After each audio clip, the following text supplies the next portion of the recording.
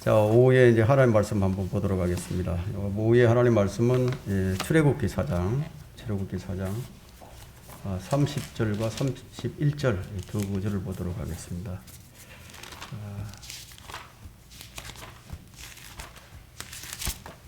출애굽기 4장 30절과 31절.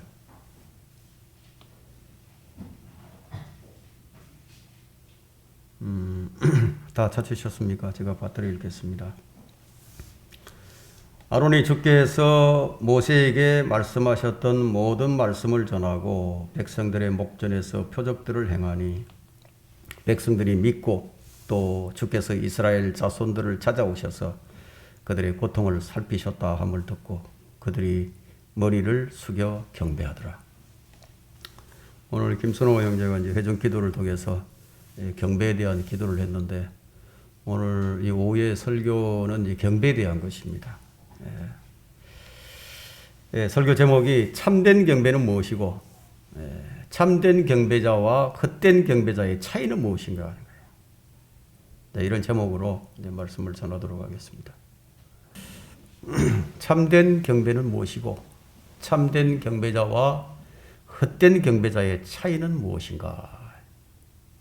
왜 이런 설교를 해야만 하는 거예요? 헛된 경배자들이 많기 때문이에요. 참된 경배자들만 있다면 이런 설교를 할 필요가 없죠. 경배를 드리는 사람이면 누구나 자신이 참된 경배자라고 생각을 할 겁니다. 왜냐하면 자신이 하나님을 믿고 있으니까. 자신이 드리는 경배는 참된 경배일 것이다. 그렇게 생각을 하죠. 그러니까 참된 경배는 무엇입니까?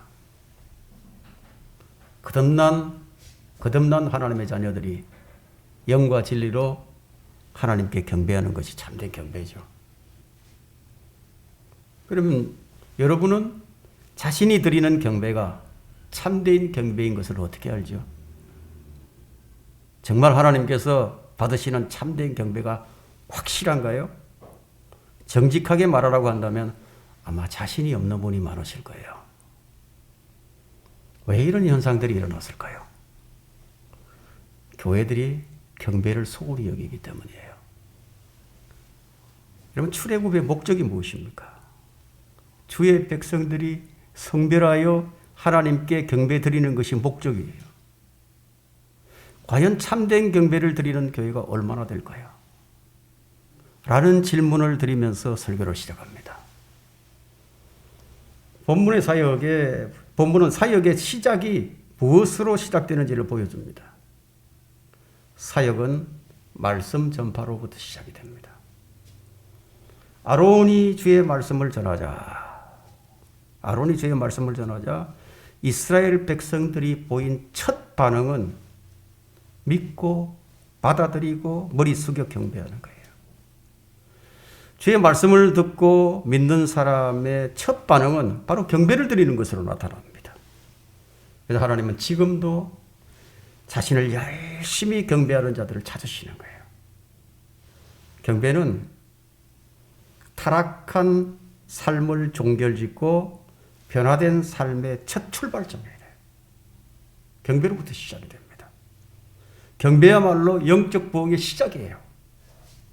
성경에 있는 믿음의 사람들은 모두 하나님을 경배드리는 것을 삶의 기초로 여겼고 가장 중요한 일로 여겼습니다. 노아는 주님께 제단을 쌓고 번제물을 드렸죠. 믿음의 조상 아브라함은요, 주님께 제단을 쌓는 것이 무엇인지 아주 정확하게 우리에게 보여주었습니다. 이삭과 야곱 역시 주님께 제단을 쌓아먹어서 주님을 경배를 했습니다. 죄인이 구원받고 나면 가장 먼저 할 일은 주님께 경배드리는 일이에요. 나를 구원해 주신 분을 경배하지 않는 거, 그건 이상한 일이죠. 경배는 신앙의 첫걸음인 동시에 일상이에요, 일상. 경배가 일상이 되어야 된다. 주님께서 신약의 경배를 정의하신 구절이 요한복음 4장 23절에 있습니다. 그러나 참된 경배자들이 아버지께 영과 진리로 경배 드릴 때가 오나니 바로 지금이라. 이는 아버지께서 자기에게 경배드리는 그런 자를 찾으심이라 해요. 하나님은 참된 경배를 원하시고 있죠. 그리고 참된 경배자를 찾으시는 거예요. 자, 여기서 이제 발견되는 진리는 대상과 시기와 방식과 경배자의 조건이에요.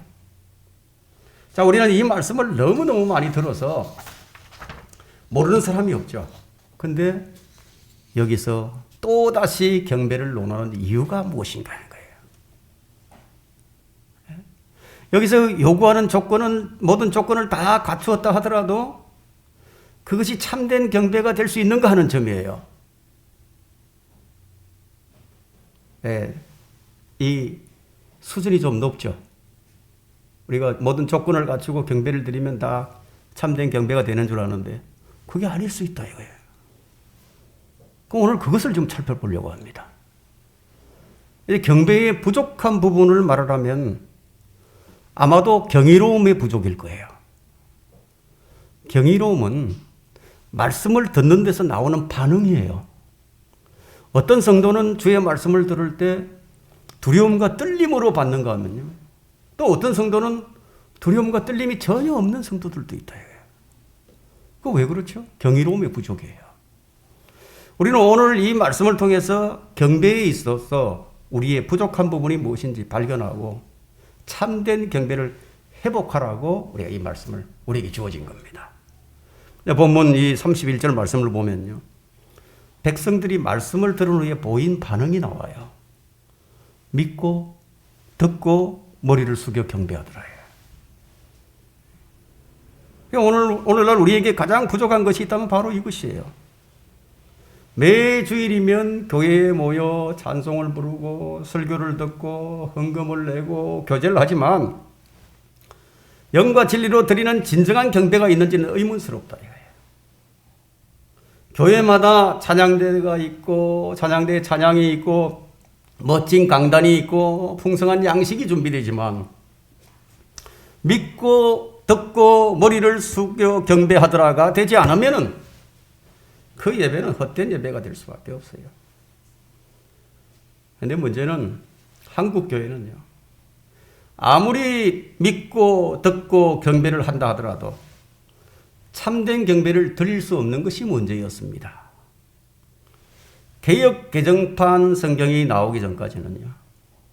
개역 성경에는 신령과 진정으로 예배해야 한다고 되어 있기 때문이에요. 신령이 무엇이죠? 신령.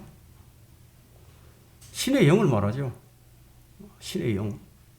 성경은 고린도전서 8장 6절에 말씀하시기를 비록 하늘에나 땅에나 신들이라고 불리는 많은 신들과 많은 주들이 있어도 많은 신들이 있다 이거예요. 물론 하나님을 경배해 드리는 것이겠지만 신령이라는 이 단어가 가리키는 것은 모든 신들은 여기 다 포함된다 이거예요. 그리고 진정이라는 단어와 진리라는 단어와는 전혀 그 뜻과 의미가 달라요. 진정은 무엇입니까? 마음을 다하는 거예요. 마음을 다하는 것이 진정이에요. 그러나 진리는요.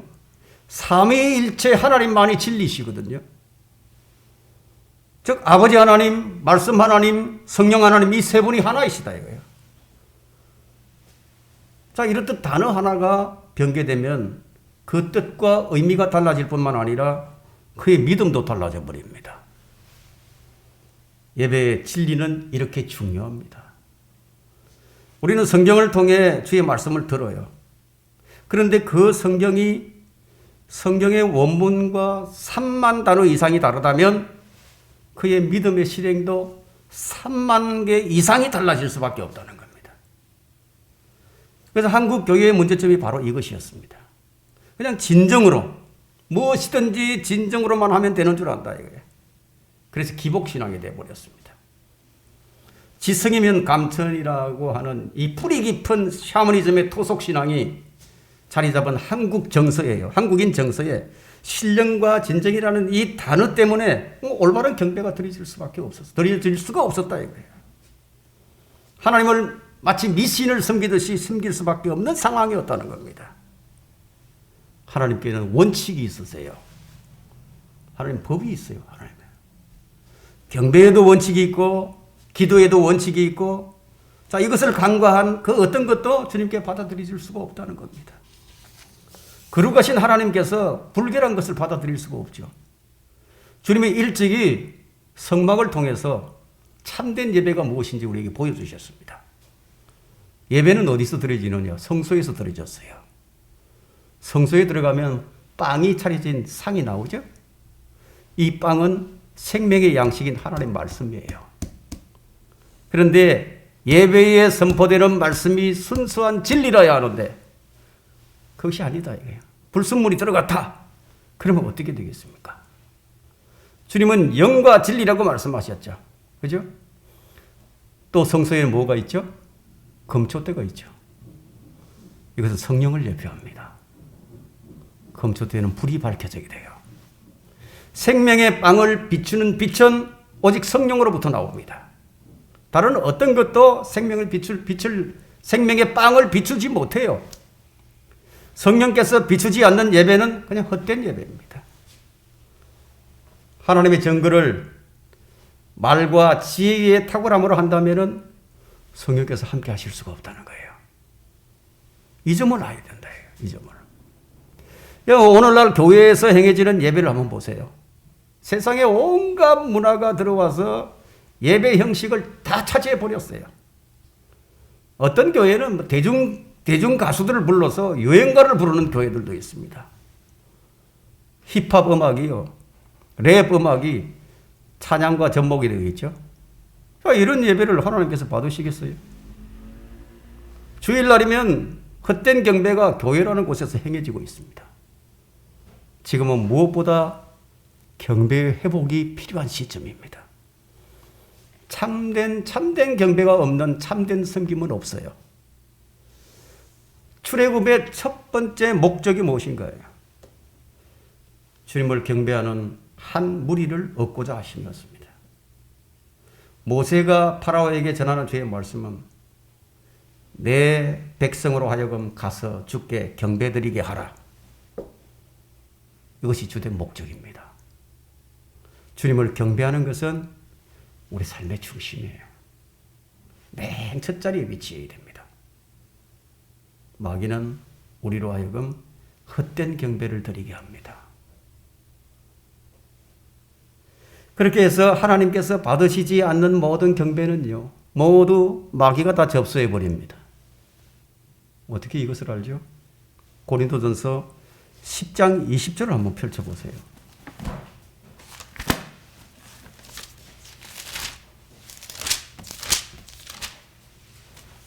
10장 20절에 그러나 내가 말하노니 이방인들이 제사하는 것은 마귀들에게 하는 것이지 하나님께 하는 것이 아니니라.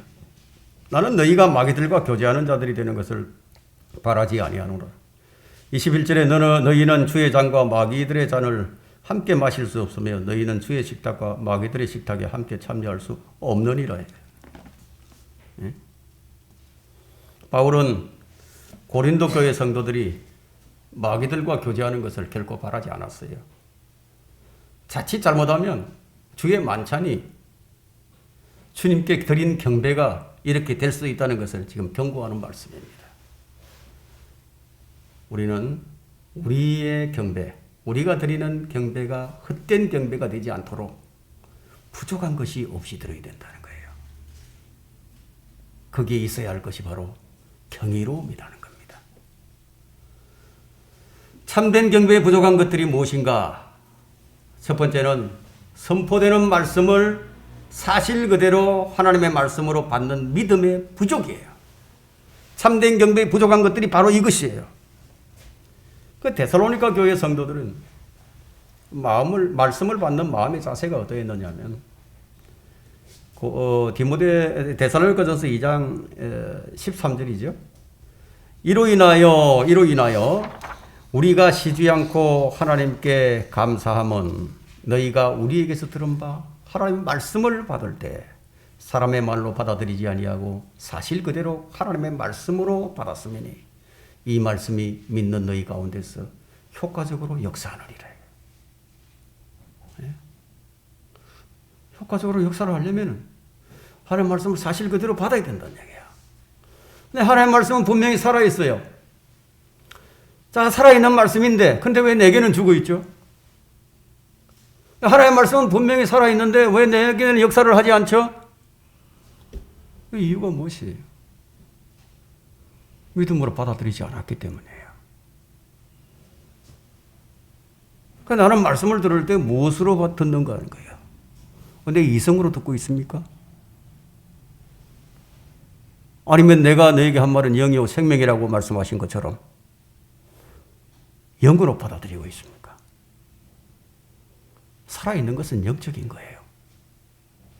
보이지 않는 영적인 것이 보이도록 나타나는 것이 바로 실제 생활에서 효과적인 역사로 나타나는 겁니다. 믿음은 효과적인 역사로 나타나는 거예요. 삶에서. 자, 기록된 말씀을 통해서, 자, 주님이 세우신 설교자를 통해서 선포되는 말씀을 믿는 것이 예배의 선행 조건이에요. 근데 그 설교자의 선포가 잘못된 교리라면 어떻게 되겠어요? 설교자의 말이 사람의 말이라면 어떻게 되겠어요? 뭐 생각만 해도 아주 끔찍한 일이 아니겠습니까? 만일 듣는 회중이요. 설교가 진리인지 아닌지 분별할 수 없으면 뭐 거짓을 말해도 하나님의 말씀을 오인하게 되죠. 이보다 더 끔찍한 일은 없어요. 이 마지막 때 현상은 다른 하나님의 말씀을 듣기 어려운 것이 교회 시대의 마지막 현상입니다. 성경은 모든 영을 다 믿지 말라고 했어요. 아무도 어떤 모양으로든지 너희를 속이지 못하게 하라고 했어요. 왜냐하면 이 세상에 많은 거짓 선지자들이 나와 있기 때문이라고 했습니다. 제가 왜 이토록 바른 성경과 바른 설교자를 말하는지 이제 이해가 되실 것입니다. 마귀는 울부짖는 사자처럼 삼킬자를 찾아서 두루다니고 있다 이거예요. 우리 이 점을 잊어서는 안 돼요. 한순간도 방심해서는 안 된다는 거예요. 이스라엘 백성들은 모세와 아론을 통해서 선포되는 하나님의 증거를 사실 그대로 그냥 하나님의 말씀으로 믿었어요. 그 말씀을 믿지 않고 드리는 경배는 헛된 경배예요. 우리는 성경을 통해서 하나님의 존재와 그분의 인격과 그분의 속성을 믿어요. 우리를 얼마나 사랑하시는지 그분의 사랑을 알고 그분이 우리를 어떻게 보살피시는지 그것을 우리가 알고 우리를 위해서 그분이 어떤 일을 하시고 계시며 지금도 우리를 감찰하고 계시고 은혜와 긍휼을 베푸신다는 이 선한 증거들을 믿기 때문에 우리는 지금 여기 머리 숙여서 경배를 드리고 있다. 창세기 1장 1절에서 증거된 말씀을 문자 그대로 1.1핵도 의심하지 않고 주의 말씀을 증거들을 믿는 믿음이 바로 경배의 첫 걸음이며 선행 조건이다. 말하자면 성경의 첫 장부터 끝까지 사실 그대로 이루어진다. 이런 기초적인 믿음이 없는 경배는 그 경배가 아무리 엄숙하고 경건해 보일지라도 그냥 헛된 경배일 뿐이라는 겁니다. 주님은 참된 경배자들을 찾으신다고 말씀하셨습니다. 참된 경배자는 이런 기초가 되는 말씀 위에서 그냥 영과 진리로 예배를 드리는 거예요. 경배자는 믿음으로 마음의 변화를 받아 주님을 경배합니다. 여러분 마음을 새롭게 하지 않고 마음의 변화를 일으킬 수 없죠. 예? 마음의 변화를 받지 않고 드리는 경배, 그건 헛된 경배라는 거예요. 더 나아가서 우리가 하는 모든 드림이, 우리가 하는 모든 섬김이 성령을 통하지 않으면 모두가 허공을 쳐버립니다. 아세요? 너무 중요한 일인데요. 이것을 간과합니다. 증거하시는 성령의 증거를 믿는 믿음이 없다면 그것은 종교의식은 될 수 있지만 그냥 하나님을 경배하는 게 아니에요. 그냥 하나님을 경배하는 것처럼 느껴질 뿐이죠. 바리새인들과 이 사두개인들은 하나님을 경배한다고 했지만 하나님은 그들의 경배를 받지 않으셨어요. 그 이유가 무엇이죠? 그 이유는 마태복음 15장 9절에 나옵니다. 사람들의 계명들을 교리로 가르치니 그들이 나를 헛되이 경배하노도다. 사람들의 교리를 가지고. 그들이 가진 것은 진리가 아니었다는 얘기예요. 사람들의 계명을 그냥 진리로 바꿔서 가르쳤죠. 그런데 하나님 말씀이 기초가 되지 못한 것이에요. 하나님께서는 이 성경을 우리에게 주셨고요. 이 성경에 관하여 누군가의 동의를 구하는 것이 아닙니다. 누군가의 인정을 받기를 원하는 것이 아니에요. 성경 말씀은 여러분의 공감을 끌어내기 위한 것이 아니라 믿음을 요구할 뿐입니다. 주의 말씀을 믿는 믿음이야말로 영적 삶의 원리예요. 그게 승리의 원동력입니다. 세상을 이기는 승리는 이것이니 곧 우리의 믿음이라.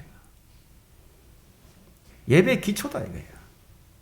그래서 마음의 변화를 받아 예배를 드리는 성도들의 삶의 변화를 그 예배를 매대회를 드리는 이 성도들은요. 그 삶의 변화를 주도할 수 있죠. 또 빛과 소금의 역할을 감당할 수도 있죠. 자신을 변화시키는 믿음의 소유자가 되든지 아니면 환경에 순응해서 세상에 일치하는 삶을 살든지 이것이 바로 참된 경배자와 헛된 경배자를 가리는 척도라고 보면 됩니다. 참된 경배의 의미를 알고 참된 주님을 경배하는 성도들만이 살아있는 성도예요. 그 사람은 깨어있는 성도예요. 헛된 경배자들에게는 생명이 없어요.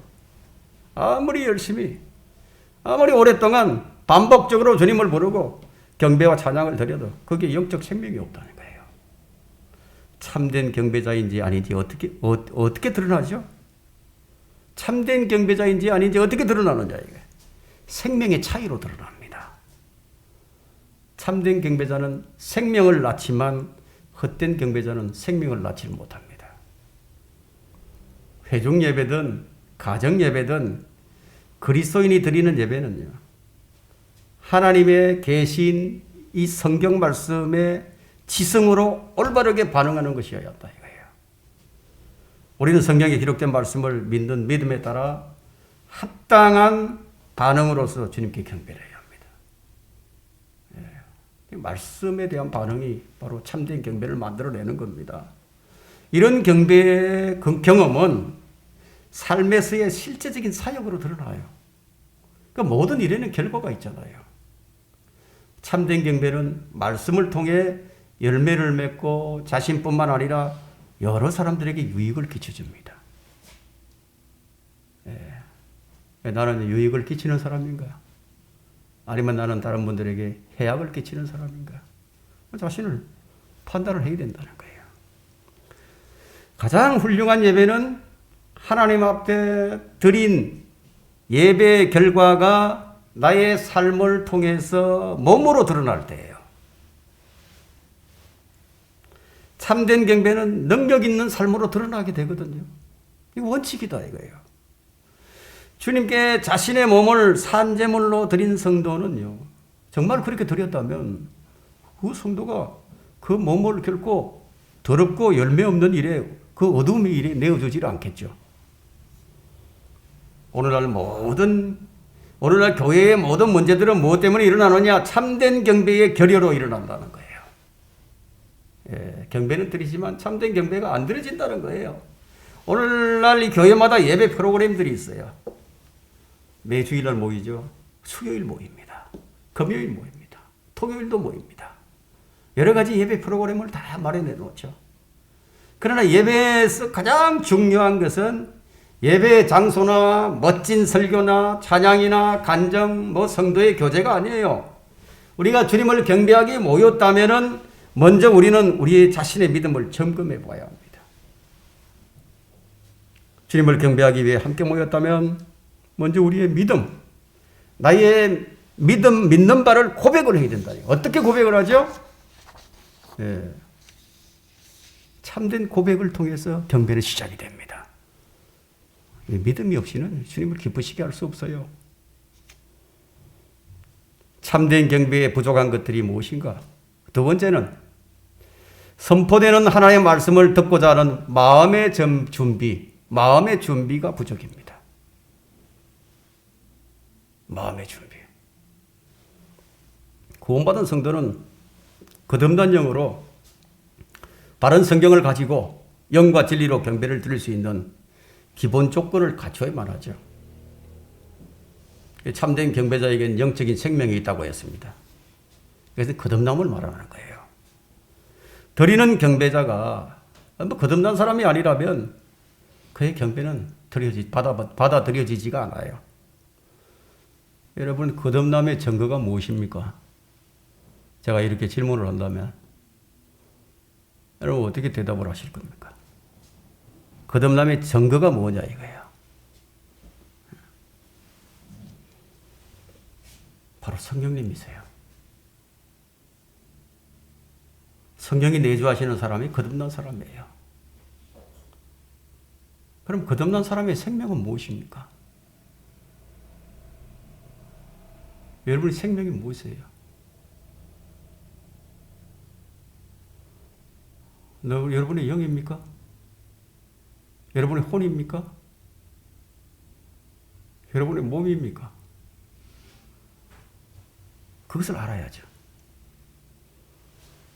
주님은 요한일서 5장 12절에 그 아들이 있는 자는 생명이 있고 하나님의 아들이 없는 자는 생명이 없다고 했습니다. 이제 누구든지 그리스도의 영이 없으면 그의 사람이 아니라고 했습니다. 그 생명이 무엇입니까? 그리스도예요. 내 안에 계신 그리스도가 내 생명이라고. 자신이 거듭난 사실은 자신이 스스로 알아요. 왜냐하면 내 안에 그리스도의 영이 있고 성령님께서 계시니까 알려주신다는 거예요. 성령께서 우리의 영과 함께 우리가 하나님의 자녀임을 증거해 주신다고 로마서 6장 8장 16절에 말씀하셨죠. 거듭난 사람은 자신이 아는 거예요. 내가 거듭난 사람이다. 아니다. 안다 이거예요. 그래서 바울은 이렇게 말을 하죠. 예수 그리스도께서 너희 안에 계신 것을 스스로 알지 못하면 너희는 버림받은 자들이라. 이게 장난이 아니에요. 이건 장난이 아니에요. 자신이 거듭난 것을 인지하지 못하고 살게 되면 어떻게 됩니까? 때로는 마귀 짓을 하죠.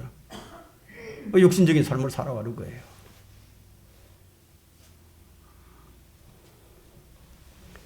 자, 이런 말씀들을 근거로 우리 한국 교회의 교인들에게 한번 적용을 해본다면은, 자, 한국 교회의 경배가 어떠한지 우리가 알 수 있죠. 그러나, 자, 이런 바른 조건들, 이런 모든 조건들을 다 갖추면 그러면 참된 경배가 되느냐? 그것도 아니라는 거예요. 그래서 여러분들이 이제 이런 말씀을 들으면 어려워진다 이거예요. 기본 조건을 갖춘 성도가 또 갖춰야 할 것이 하나 있다 이거예요. 그것이 바로 마음의 자세예요. 마음의 자세. 경배자들이 하나님의 말씀을 경청하는 마음의 자세가 되어 있지 않는 경우가 참 많이 있습니다. 왜 그런 일이 일어나느냐 이게. 몸은 예배 장소에 와 있는데 마음은 다른 곳에 가 있어요.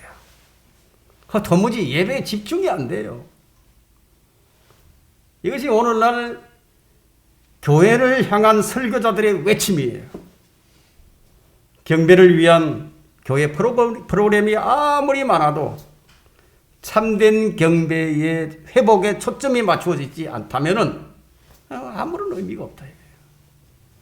모든 영적인 복은요, 참된 예배의 부산물이에요. 예배가 이렇게 중요한 것이다. 하나님의 말씀을 듣고자 하는 바른 마음은 어디에서 나옵니까? 로마서 12장 2절은요. 합당한 예배를 위한 전조국이 있어요. 그 전조국이라고 할 수 있는데 너희는 세상과 일치하지 말고 하나님의 선하시고 기뻐하시고 온전하신 뜻이 무엇인지 입증하라. 입증하라. 바로 이것입니다. 세상과 일치하지 않는 것인데 세상에 관여하고 세상에 관심을 가지고 살기 때문에 마음을 새롭게 할 수가 없다는 거예요. 마음을 새롭게 하여 변화를 받는 선행 조건이 이 세상과 일치하지 않는 것이라는 겁니다. 하나님께서 우리에게 요구하시는 것이 세상과 일치하지 않는 것이라면 마귀가 우리에게 요구하는 것은 무엇이겠습니까? 반대로 생각하면 되죠. 세상과 일치. 만일 여러분이 세상과 일치하게 되면 누가 그런 사람을 보고 주님을 믿으려 하겠습니까? 우리가 세상에 보여야 하는 것은 참된 경배자로서의 모습이에요. 그걸 보여줘야 됩니다. 참된 경배는 말씀을 듣는 데서부터 시작이 됩니다. 여기 백성들이 한번 반응을 보세요. 백성들이 믿고 또 주께서 이스라엘 자손들을 찾아오셔서 그들의 고통을 살피셨다 함을 듣고 그들이 머리 숙여 경배하더라. 진정한 경배는 선포된 말씀에 대한 우리 내적인 반응이에요. 말씀을 들으면 반응이 있어야죠. 말씀의 경이로움을 아는 사람은 결코 흘려듣지 않는다는 거예요. 그들은 주의 종을 통해서 선포되는 하나님의 말씀에 귀를 기울입니다. 바짝 세워서 듣는 거예요. 그래서 모세와 아론의 말을 들은 백성들의 자세는 믿는 마음이었어요. 그래서 참된 경배자와 헛된 경배자의 차이는요, 말씀을 듣는 자세를 통해서 나타나게 됩니다. 선지자 에스겔 선포를 듣는 에스겔의 선포를 듣는 백성들은 위선과 가식으로 들었습니다. 에스겔 33장 31절 한번 펼쳐보십시오.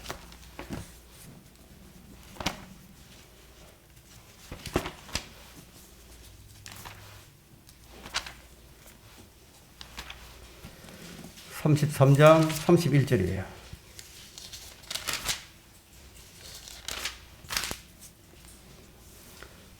백성이 나올 때, 백성들이 오긴 와요. 백성들이 나올 때 그들이 네게로 와서 내 백성처럼 네 앞에 앉았어.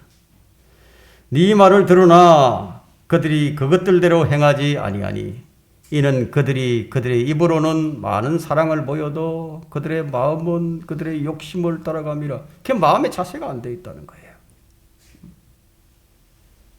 예레미야 선지자 역시 이것을 토로했는데 예레미야 12장 2절 한번 펼쳐보십시오. 예레미야 12장 2절에 주께서 그들을 심으셨으므로 주님께서 심었는데, 주님께서 심었어요. 실로 그들이 뿌리를 내리고 자라나서 참으로 열매를 내나이다. 열매도 내는 것 같아요. 그죠? 그들의 입에는 주가 가까우나 그들의 속으로는 머나이다. 겉으로는 다 잘하는 것 같은데 그 마음은 아니라는 겁니다. 입으로는 주여 주여 하지만 속으로는 그게 아니라는 말씀인데 우리는 살아있는 예배, 참된 경배의 현장을 보려면 설교 현장에서 말씀을 듣는 성도들의 반응을 보면 압니다. 이런 말씀들은 입술로 주여 주여 하는 자들에게 경종을 울리는 말씀입니다. 왜 입에는 주가 가까운데 그들의 마음은 멀리 있는 것인가 하는 거예요. 그들에게 주의 말씀을 들을 마음의 자세가 잘못되어 있기 때문이에요. 마음이 옥토가 아니에요. 마음이 길가와 돌짝밭이며 하시던 분이든지. 참된 경배에 부족한 것들이 무엇인가? 세 번째, 선포되는 하나님의 말씀에 머리 숙여 경배하는 경이로움의 부족입니다. 설교를 경청하면서 메모도 하고 밑줄도 긋지만 경이로움이 없다면 머리 숙여서 경배하기가 어려울 거예요. 어떤 성도는 하나님께서 나를 사랑하신다는 이 말씀 한마디에 감격하는 성도들이 있어요. 그것은 새롭고 놀라운 진리가 아니죠. 이전부터 늘 선포되어 오던 말씀이지만 그냥 놀랍고 신비롭게 아주 신기하게 경이롭게 받아들이신다면 그는 분명 참된 경배자입니다. 예수님께서 나를 위해서 죽으셨다. 그분이 나를 데리러 다시 오신다. 자, 이런 말씀을 듣게 되면 희열이지. 그리고 머리를 숙여 경배를 하죠. 지식의 홍수 속에서, 정보의 바다 속에서 웬만한 설교에는 반응이 오지 않는 이런 현실을 볼 때 이건 복이 아니라 저주를 느끼게 됩니다. 설교자는 선포가 아니라 설명하는 데 정신이 없고요. 성도는 놀라움과 경탄 그리고 찬양과 영광을 돌리는 대신에 뭔가 그냥 새로운 것만을 찾아낸다. 이거 새로운 거. 뭐 새로운 게 없나 하고 그거 찾는데 정신이 없다. 이게. 그래서 주님을 경배하는 사건이 시간이 아니라 그래서 뭡니까? 성경 비평하는 거죠. 설교 비평하는 시간이 될 뿐이죠. 흔히 사람들은 이 경이감이 무지에서 나온다고 말을 하는데 그 이유는 뭐냐면 기상천외한 아이디어나 또 어떤 물건들을 볼 때요. 놀라게 되기 때문이에요. 하지만 경이감은 무지가 아니라 참된 지식에서 나옵니다. 과학적, 신학적 사실은 머리를 채워주지만 진리는 경건한 사람의 마음을 채우고 그 마음을 불타오르게 한다는 거예요. 엠마오의 두 제자예요.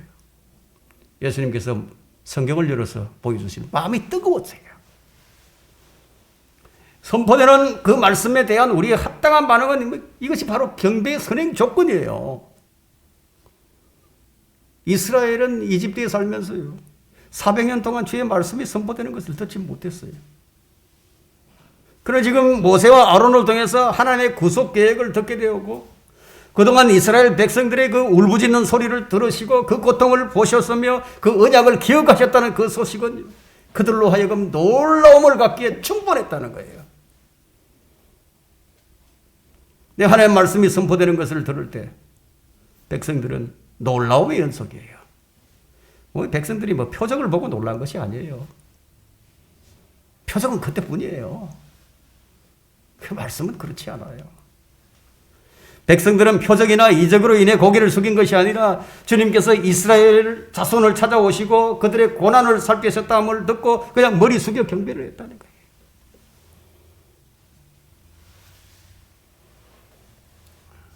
예배는 주님의 약속이에요. 주님의 은혜예요. 주님의 신실하심 등등등이죠. 주님의 어떠하심의 선포를 통해서 우리의 마음에 가득 채워지는 거예요. 사도 바울은 참으로 놀라운 신학적 지식의 소유자였지만 그는 결코 경이로움의 신비를 놓치지 않았어요. 그가 뭐라고 했죠? 로마서 11장 33절에 그가 표현하기를 오 깊도다 하나님의 지혜와 지식에 부요하며 그분의 심판을 어찌 헤아리며 그분의 지나간 길을 어찌 찾아내리요. 여러분 이게 성경대로 믿는 사람들의 맹점이 있습니다. 이 맹점이 있어요. 그 맹점이라고 한다면 지식 본위의 성경 공부를 찾을 수 있습니다. 여러분이 자신의 의문을 해소하는 지식 쌓기보다는 믿음으로 보는 눈을 가지라는 거예요. 여러분의 지식이 여러분에게 무엇을 가져다 주었는지를 한번 생각해 보세요. 실천할 수 없는 지식, 쓰레기예요. 필요 없다고.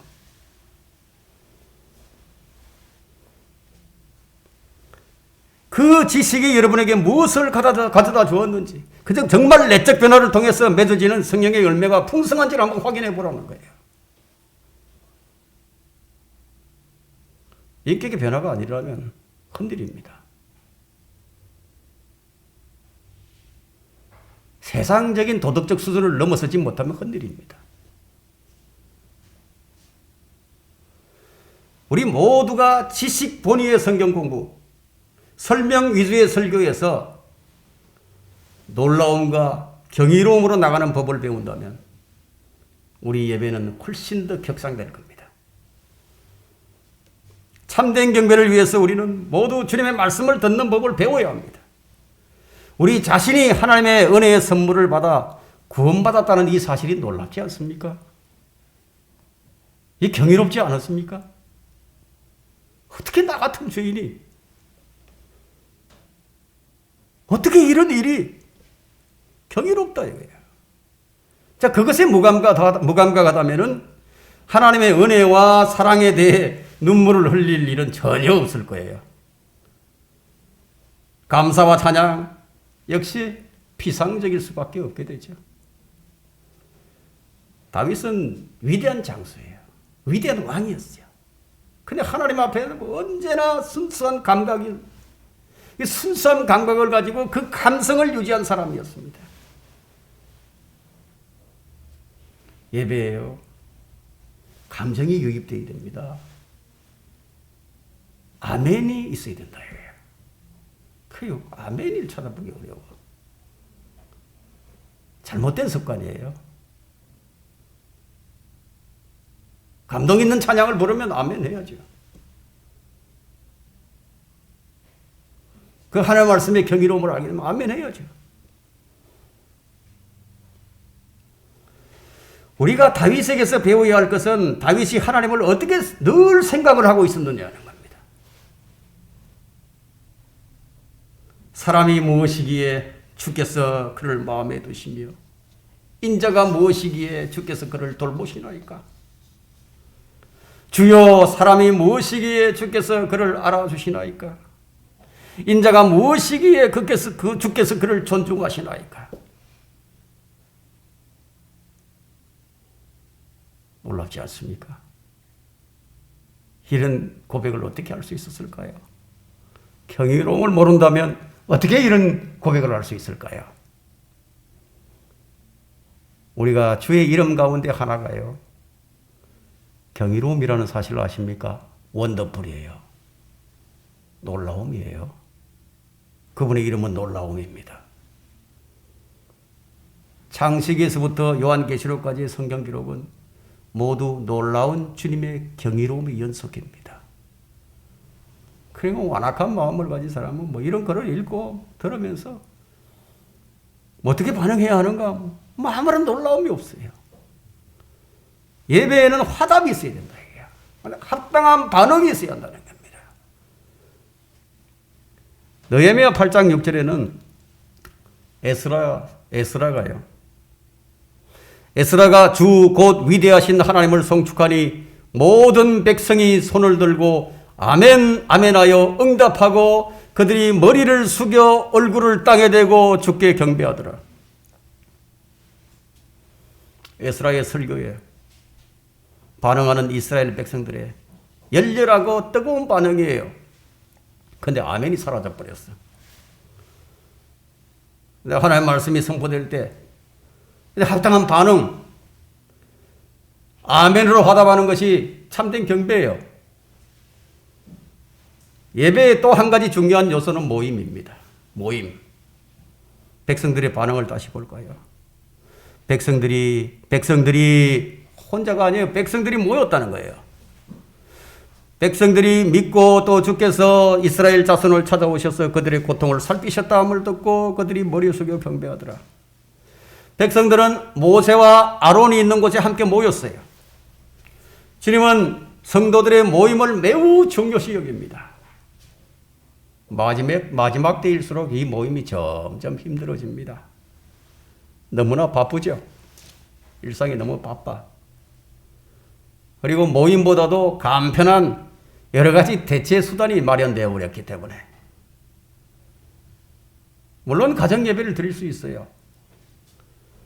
하지만 예배를 위한 교회 집회는 매우 중요합니다. 한번 생각해 보십시오.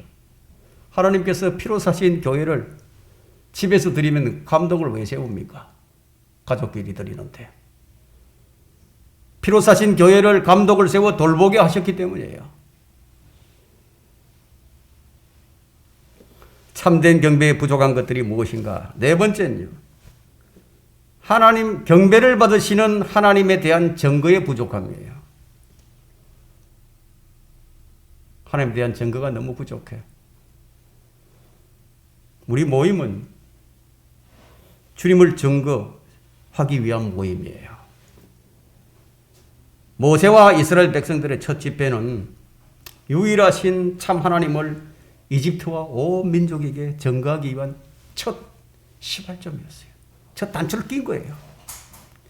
자, 우리 모임은 세상에 주님을 경배한다는 것을 알리는 거예요. 우리는 복음을 통해서 주님을 주님을 전가하기도 하지만 이 교회에는 모임의 장소가 있어요. 이 모임 자체만으로도 세상에 주님을 전가합니다. 여러분, 지나가는 사람들이 교회를 보면 뭘 생각하겠습니까? 저 사람은 예수 믿는 사람들이구나.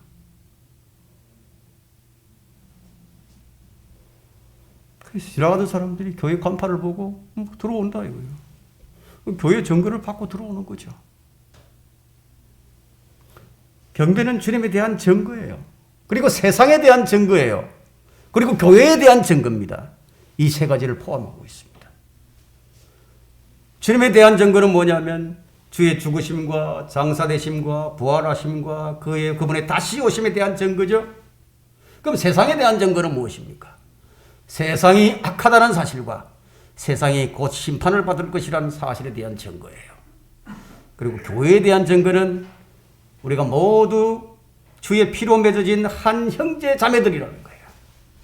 서로 믿음의 덕을 세워주고 재림의 주님을 기다리는 공동체라는 사실을 서로가 증거하는 거예요. 이 세 가지 증거가 있다.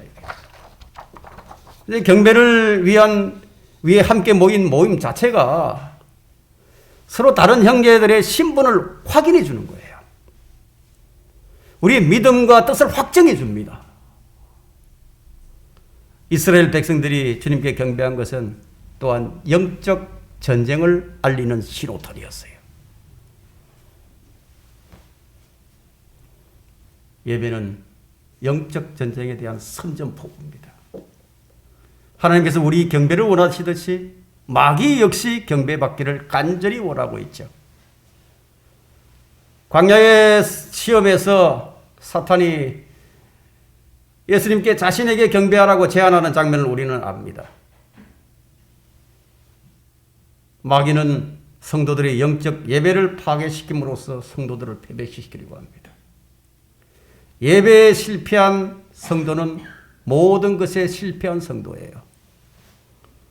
마귀는 대환란 때가 되면요, 자신을 높여서 모든 사람들 앞에서 경배를 받고자 할 겁니다. 데살로니가후서 2장 4절에 그렇게 말씀하죠.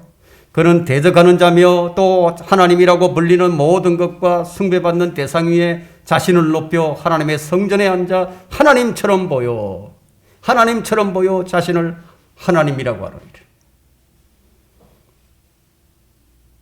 하나님을 경배하는 것은 그 마귀를 대적하는 것을 의미합니다. 이스라엘 백성들이 이집트 땅에서 머리 숙여 주님께 경배했다는 사실은요, 그 마귀를 대적하겠다는 선전포고예요. 그래서 예배하는 교회는요, 반드시 전투하는 교회가 될 수밖에 없습니다.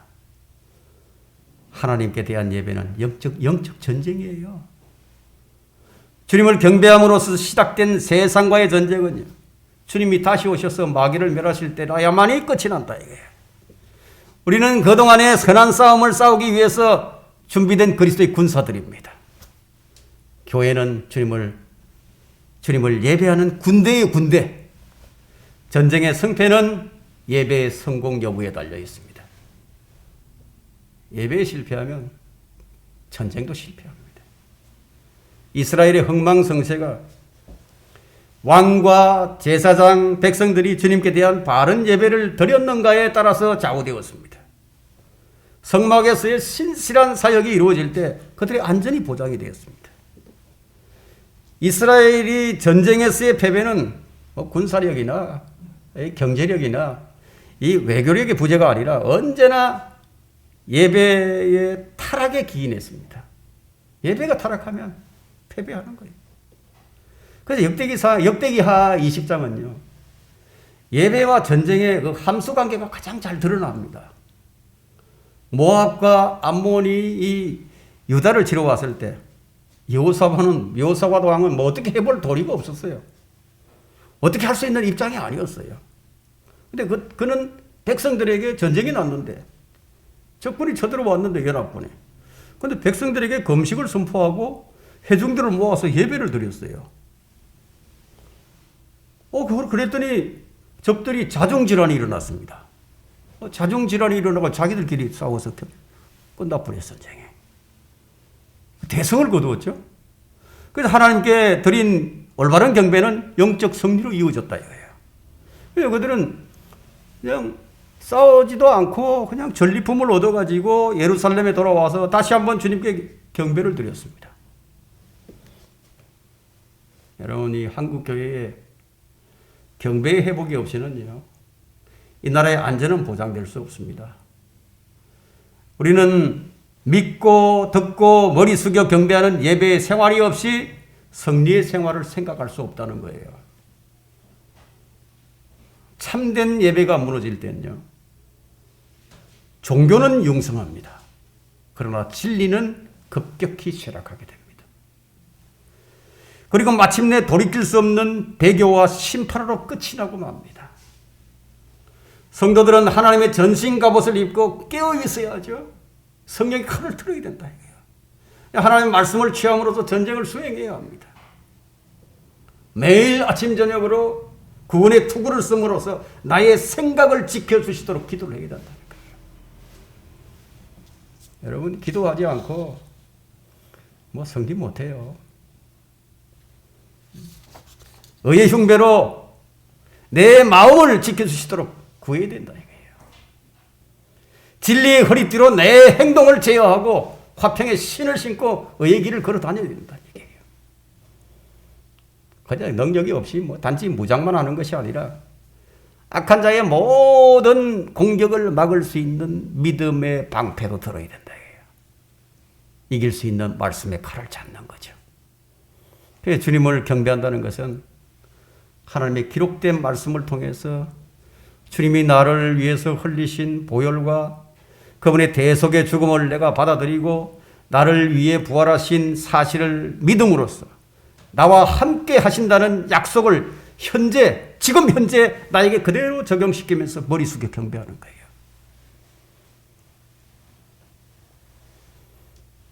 경배란 나를 사랑하사 나를 위해 죽으신 예수 그리스도를 믿음으로 사는 것이에요. 주를 위해서 나의 몸을 의의 병기로 내어드리는 거예요. 군인의 생명은 명령이 있습니다. 명령에 살고 명령에 죽는 것이 군인이에요. 경배란 바로 주의 생명을 나의 생명보다 더 사랑하고 지키는 것을 주님과 교회와 세상에 보여주는 신성한 행위예요. 초대교회는 예배하는 교회였습니다. 사도들이 기도와 말씀에만 전념했다는 사실을 우리가 기억 한번 해보세요. 아무리 규모가 크고 많은 교인이 있는 교회라 할지라도 합당한 예배, 산제물로 드려지지 않는 예배라면 승리할 수 없다는 얘기예요. 우리는 요한계시록을 통해 하나님을 경배하는 자들과 짐승을 경배하는 자들의 차이를 볼 수 있습니다. 사람들은 이것을 종교전쟁이라고 치부할지 모르지만 예배는 분명히 전쟁이에요.